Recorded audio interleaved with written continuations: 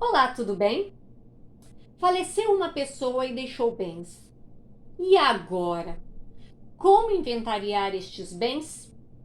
Você sabe como escolher o procedimento adequado para cada inventário? Eu sou a professora Egli Secone e estou aqui para falar das espécies e procedimentos de inventário. A nossa lei, ela trata do processo de inventário e o inventário, ele é exatamente uma forma de relacionar todos os bens do decujus. Mas nós temos diversas formas de relacionar estes bens do decujus. Então, nós temos primeiramente duas espécies de inventário, o inventário judicial e o inventário extrajudicial, ambos previstos no artigo 610 do Código de Processo Civil. O caput do artigo 610, ele diz lá as hipóteses do inventário judicial. E ele diz para nós: havendo testamento ou interessado incapaz, proceder-se ao inventário judicial. Então, tendo incapaz, o inventário já tem que ser judicial, você já tira a hipótese do inventário extrajudicial. Agora, a questão do testamento, eu já até tratei em outra aula. Hoje nós já temos a jurisprudência entendendo que mesmo com testamento é possível a realização do inventário extrajudicial. Você processa o testamento e depois faz o inventário extrajudicial. O parágrafo 1º do artigo trata quando é possível a realização do inventário extrajudicial. E o legislador diz, no artigo 610, parágrafo 1º, se todos forem capazes e inconcordes, o inventário e a partilha poderão ser feitos por escritura pública. Então, tendo as partes concordando e sendo capazes, eu posso realizar por escritura pública.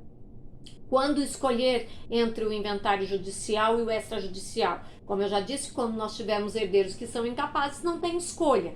Obrigatoriamente o inventário terá que ser judicial. Agora, quando todos os herdeiros forem capazes, nós temos essa possibilidade de escolher entre o judicial e o extrajudicial.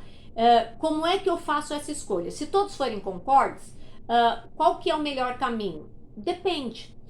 O que você vai ter que avaliar aqui e com isso orientar o seu cliente? Verificar primeiramente o valor das custas. Qual é o valor das custas com a escritura pública e qual é o valor das custas processuais? E apresentar para o seu cliente. Aquilo que for mais vantajoso, eventualmente ele vai optar. Só que não basta só a questão das custas, nós temos que verificar a rapidez no processamento desse inventário. O seu cliente, ele precisa que esse inventário seja finalizado rapidamente, com a partilha de bens rapidamente, ou não?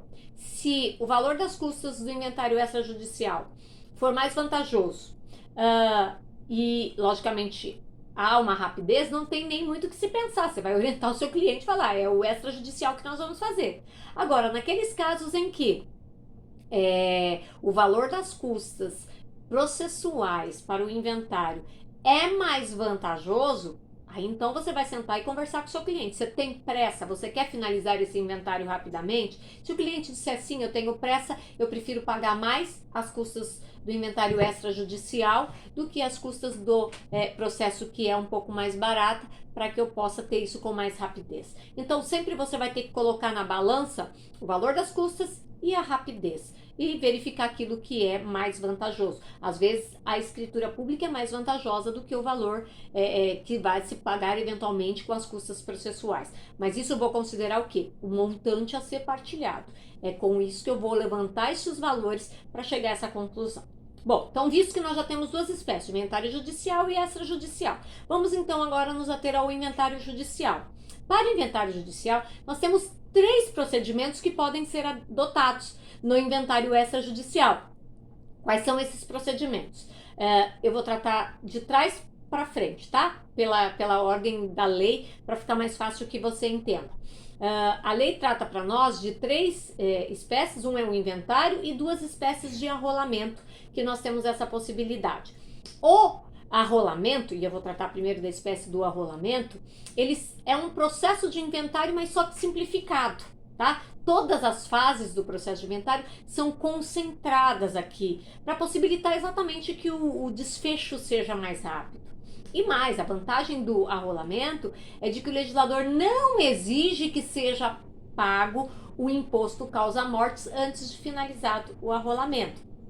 E quando que eu posso optar pelo arrolamento? Em duas hipóteses. A primeira hipótese que nós temos aqui, ela se dá quando todos os herdeiros forem capazes e concordes quanto à partilha. Essa é a previsão que nós temos aqui no artigo 659 do Código de Processo Civil, que diz: a partilha amigável celebrada entre partes capazes, nos termos da lei, será homologada de plano pelo juiz. E aí o legislador continua.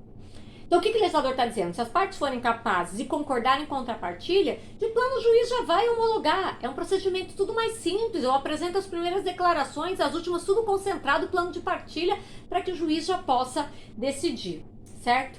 Uma outra hipótese que nós temos também de arrolamento não diz respeito à concordância, mas diz respeito ao valor do patrimônio. É o que nós temos aqui no artigo 664 do Código de Processo Civil, que diz: quando o valor dos bens do espólio for igual ou inferior a 1.000 salários mínimos, o inventário processar-se-á na forma de arrolamento. E aí o legislador continua.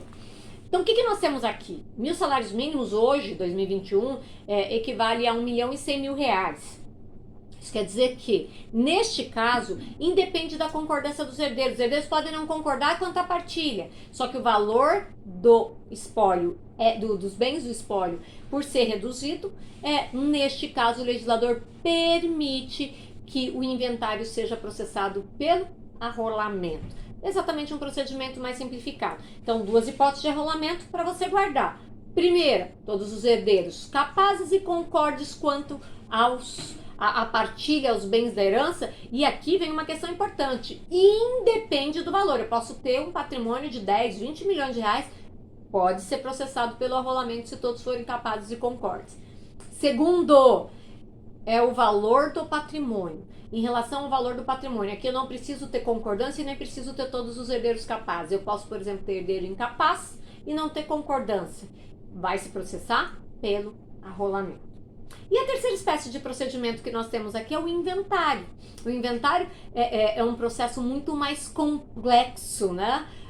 Em que nós temos que seguir todas as fases processuais previstas aqui no Código de Processo Civil para o processo de inventário, de um modo mais complexo e, obviamente, é um pouco mais demorado. Então, se eu tiver um patrimônio que supere 1.000 salários mínimos e eu não tiver os herdeiros concordes, qual é o procedimento a ser observado? O procedimento a ser observado é o inventário.